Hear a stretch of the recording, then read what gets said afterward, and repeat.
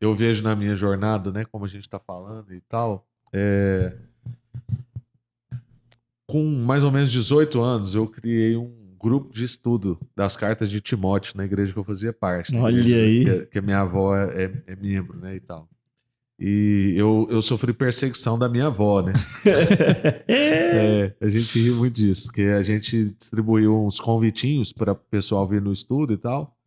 E minha avó pegou aquilo e achou um absurdo. Falou, como que um menino de 18 anos vai ensinar a Bíblia aqui e tal, né? Quem que ele pensa que é? Enfim, Ah, foi tá. tenso, levou para diretoria. Choque de cultura. E eu amo a minha avó, tá, irmãos? A gente, inclusive hoje minha avó é vizinha, a gente cuida dela, né? Tá tudo certo, eu entendo toda a preocupação dela e tal. O zelo, Mas o assim, né? fato é que, né, nessa idade, eu intuitivamente, como eu tô dizendo, né, a gente já fazia um pouco disso, que era ensinar a Bíblia, cuidar de pessoas, né? Não com a dimensão que eu tenho hoje. E depois, então eu sempre fui envolvido em processo de liderança, né? Fui líder, né, dos adolescentes batistas do estado de Goiás, fiz parte da Juventude Batista também e Alto tal. nível. Tem um negócio de escoteiro, E escoteiro lá, como é que chama? das meninas é meninas de não, gente, meninas de fé aqui, né? Gente, esqueci agora. Tem tipo esse Quem lembra aí, escoteiro escreve aqui mirim embaixo. lá, e do Batista lá. Eu acho legal aquele negócio lá, não sei o que É de fé. demais, é muito bom mesmo. Ah, agora vou ficar com esse trem na Os cabeça. nomes misturam. Enfim, Você era líder dessa parada toda.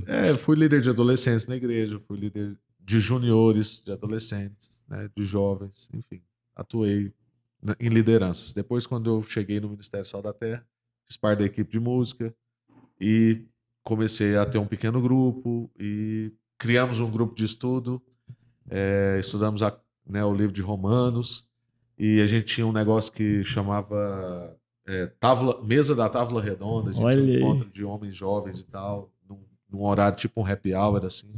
Então, sempre muito agregador de gente, encontrando, a agenda sempre cheia com gente, né? E a igreja foi percebendo isso e me chamou um dia e falou assim: ó, a gente queria te ordenar presbítero. E na igreja que eu fazia parte não tinha presbítero, só diácono. Eu falei: o que, que é isso, né? E aí os irmãos me explicaram e falou assim: ó, você já é um presbítero, você atua como presbítero. Uhum. E a gente só quer fazer um reconhecimento, né, nessa Público. ênfase.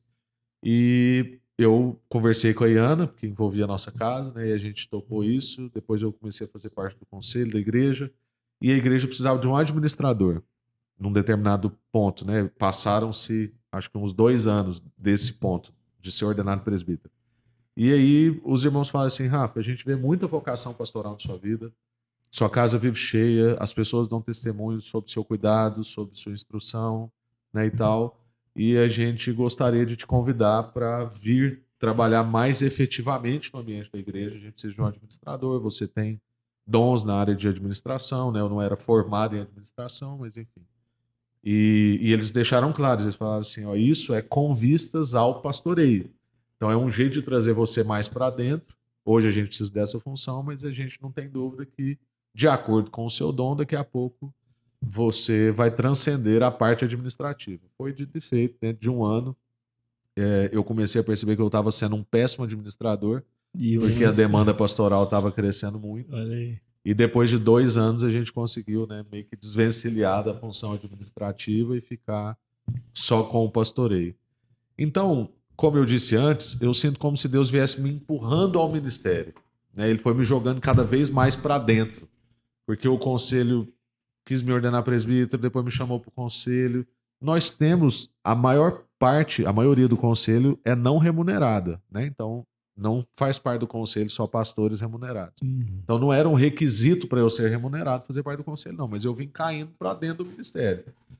E depois, né, desse convite para a administração, aí foi um caminho sem volta. Eu tentei ficar por um ano part-time, né? Eu ainda atendia alguns clientes e trabalhava aqui.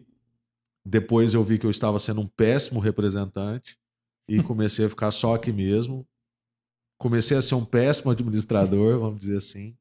E agora, né, a gente atua na área de pastoreio mesmo, dedicado Maravilha. o tempo. Você acabou de assistir um corte do canal Update Mais. Entre aqui no nosso canal e confira todos os episódios.